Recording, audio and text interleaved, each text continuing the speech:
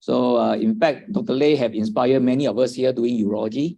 So one of his passion is continue to educate young doctors. So, and he not only have that as a motto, but he practice it, come tirelessly once a week to this hospital to continue to enjoy CME with a young doctor in managing day-to-day urology practice. So he's currently also the lecturer in the UNIMAS and the teaching medical students. He got many other achievements, which I think will be as long as lecture. You want to introduce him. So I think he's choose a good topic today, nocturia, and also nocturnal polyuria. Quite confusing, these two terms to some of you maybe. But I think it's good to clarify, and I hope Dr. Lay can deliver it and make the thing simple for all of us. Thank you, Dr. Lay. The floor is yours. Thank you. Today I feel very good. Why? Because it's good weather in the morning, Saturday morning, Tato. Saturday morning. Afternoon, I don't know. Okay, so and as I come in here, I look around. Wow, there's so many beautiful faces, smiling, happy. So I hope you also enjoy my lecture. My topic given to me is on nocturia and poly. Let me get rid of the as Dr. Mashita, get rid of the timer. How to get rid of the timer? Because the timer is blocking my slide. Okay, thank you. So this is a very frequent topic, I will share my practical experience with you all. Hope you learn some tips from this lecture, and I also hope that you enjoy my lecture. Okay, so what is the definition of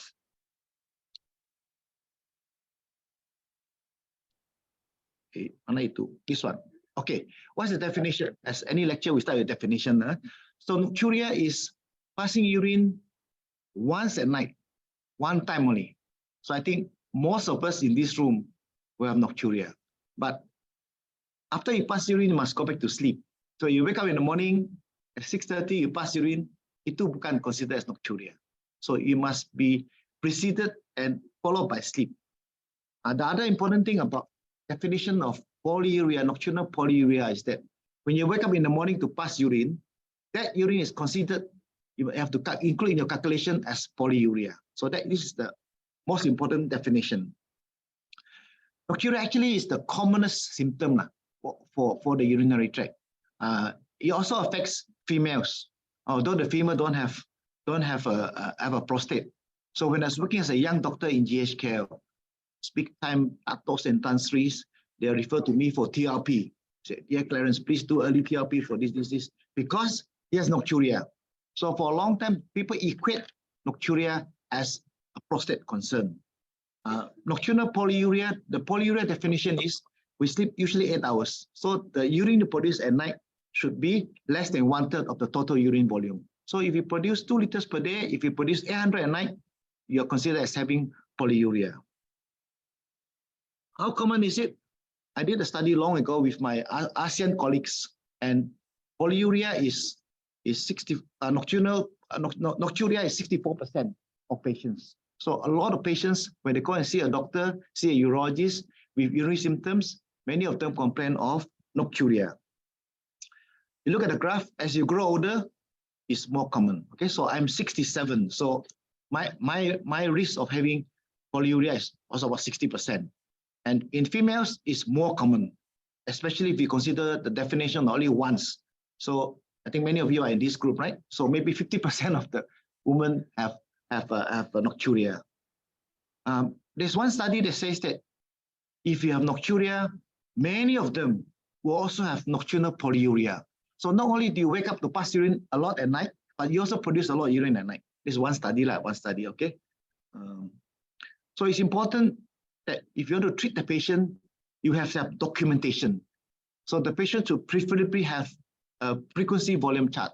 But of course, many of our patients cannot actually do it. So you may have to get the family to do it, or you may have to help the patient to do it. Give them a piece of paper, ask them how much urine they pass, have a glass in your, have a measuring jug, or have a glass in your room, so that they know how much. If they cannot actually do the chart, I just ask them to record the volume. Let's collect all the urine you pass after you go to sleep until the next morning. Then you will know, you have an idea whether they actually have nocturnal polyuria or is it something else? Because there are so many causes of nocturia. Of course, the one that I'm supposed to talk about today is actually nocturnal polyuria, but there are so many other causes. One is psychological. So nighttime your mind start wandering, think about your ex-boyfriend, ex-girlfriend, your children overseas. Or some people, when they go to sleep at night, they have a bottle of water next to them. They wake up, look around, okay, drink some water, go and pass urine. Lie down, drink some more water again. So they have primary polydipsia. These two patients cannot be treated by medication, right? I'm sure you understand that. So you cannot give them medication to stop the urination because they keep on drinking. they have some other side effects. Or they have detrusor overactivity. Okay, last night we had a talk about OAB and the use of medications. So if they have daytime frequency, urgency, and also nocturia, then these patients may be assisted by medications for OAB. And then where does the urine come from at night? So I don't drink any more water after 5 o'clock, but I still pass urine a lot because these patients have relative heart failure. The water in the body collects in the legs. So when they lie down at night, more of the fluid will go back to the heart. So they have got nocturnal polyuria. So if they have heart disease, it has to be treated. You have to be treated by the appropriate medication or the appropriate lifestyle changes. If you have prostate enlargement, slow urination, then you treat that with an alpha blocker or whatever, or by surgery. Okay, and then I think females, I think Dr. Mashita mentioned about females who have estrogen deficiency. Sometimes estrogen cream or the hormone replacement may help them, but that's a complex topic. Then in Malaysia, including in Sarawak, we have a lot of diabetes. A lot of diabetes. Patients say, I don't have diabetes, but I check the sugar is 20. The urine got no sugar, so both TG also. So they have a lot of undiagnosed, untreated, poorly treated diabetes. And finally, we have this condition called diabetes insipidus.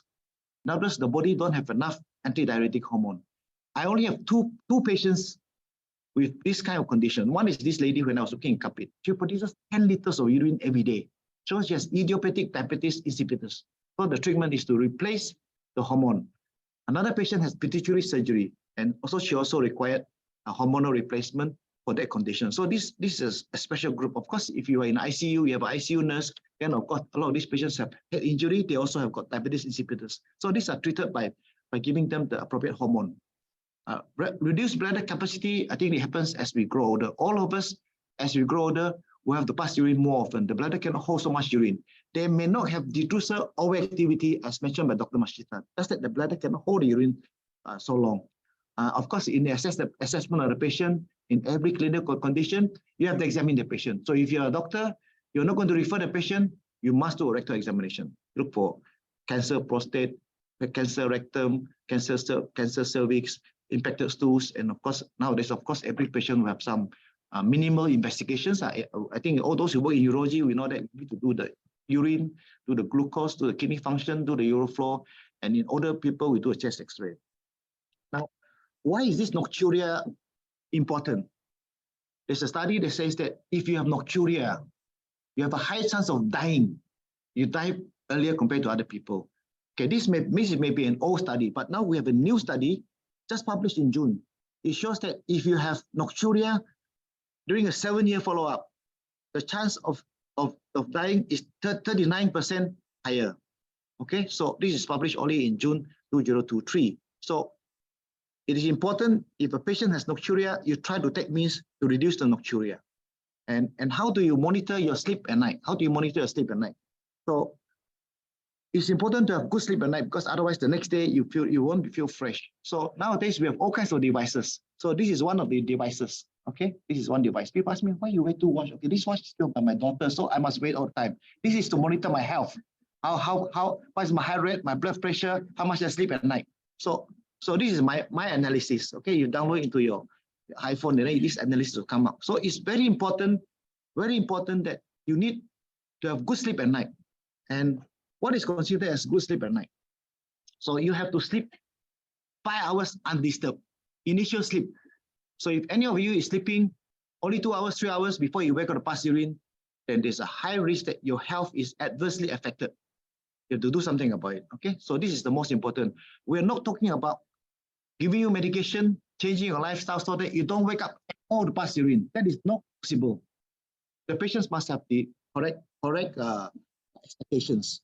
Okay, so you try to aim to sleep 5 hours the first time you wake up to pass urine. 5 hours, that will be sufficient. That will be the target of your treatment or your intervention.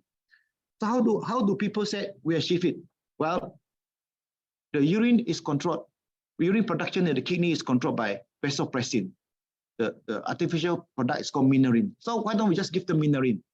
Okay, all those with nocturia, with nocturnal polyuria, we give them minerin. Some people say if you have nocturia and no polyuria, you don't give them minerin. But I think otherwise. I think you can give minerin to people who have nocturia alone but no polyuria. So there are all kinds of formulations. I think those who work in the Ministry of Health is familiar with this. Minerin comes as a tablet. There's also a spray. There's also a drop. And now we have the sublingual. In other words, you don't have to drink water at night to take the medication, just under the tongue. They have come with different doses. We can talk about another day. And when you take these medications, of course, you will reduce your urine output. And 1/3 of patients will achieve a more than 5 hour undisturbed sleep. 1/3, not half even. So the result of this medication is not fantastic. It's not wonderful. Only 1/3 of patients will respond to be able to sleep 5 hours. And also you reduce the number of voiding by more than 50%. So it sounds like a very good medication.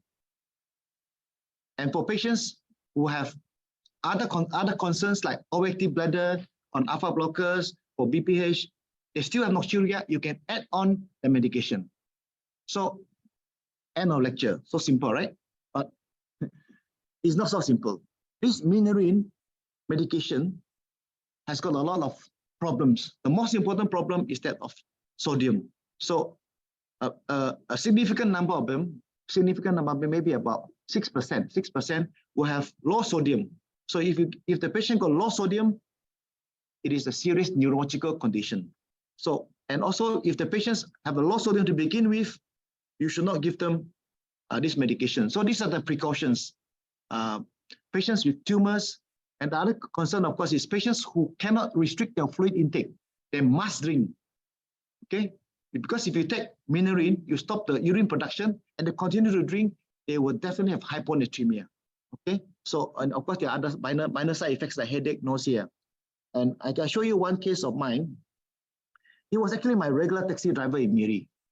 Because he got nocturia and nocturnal polyuria, he saw his doctor, oh, this fantastic drug, you just take it. And after taking a few doses, his sodium dropped. And he went to see the regular physician who never attend our CMEs. And, oh, this low sodium, 110. Okay, better get admitted. Let's give you some sodium. Rush some sodium in. And he became paraplegic. He was referred to the neurologist thinking that he had a stroke or infarct in the spinal cord. But the neurologist said, well, what you have is CPM. You got pontine myelinolysis, CPM. In other words, the rapid change of sodium in the central nervous system and the periphery is too fast, and that's why you end up with being paraplegic. So we do not want to kill the patient or handicap the patient by giving this product. So this product has to be used carefully. You have to monitor the patient. And there's one more slide. I think I missed it because I moved a bit too fast. Let me see here. You should not give it in patients above 65. They use the bad word elderly. I'm 67, so I become elderly. Okay? So I become elderly. So that's why maybe that's why they allow me to be the second speaker. Another important aspect, which is often missed from my experience, is that of sleep apnea. So patients, they have sleep apnea. 1/4 of Australians have sleep apnea. So if you have sleep apnea, you often associate with other conditions like restless leg, sleep disorders. And if we put them on CPAP, many of them, their nocturia and the nocturnal polyuria will improve.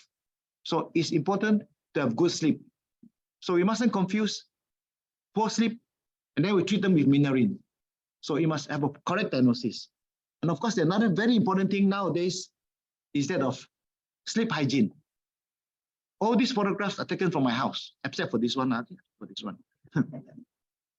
Don't ask me where the photo come from.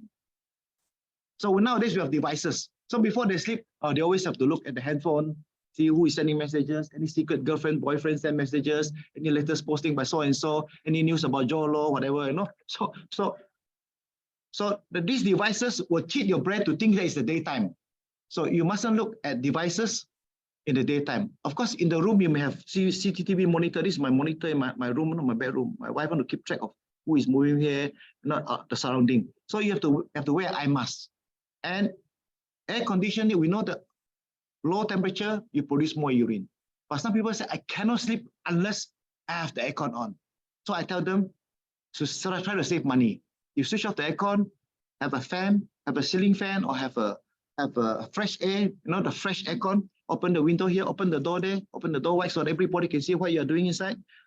Okay. And then, of course, nowadays in Kuching, those who stay in Kuching, the rubbish truck always comes at midnight or 3 o'clock in the morning. So all these things, you have to rearrange it. And in the afternoon, you try to get rid of the fluid. So you lie down for a while or you wear stockings. Compress it. I know Dr. Tay will give the patient some Lasix. Give them some Lasix in the afternoon so they pee out all the extra fluid in the body. We work together for so many years, so we know each other's secret strategy. You have to drink. There are some things you can drink at night.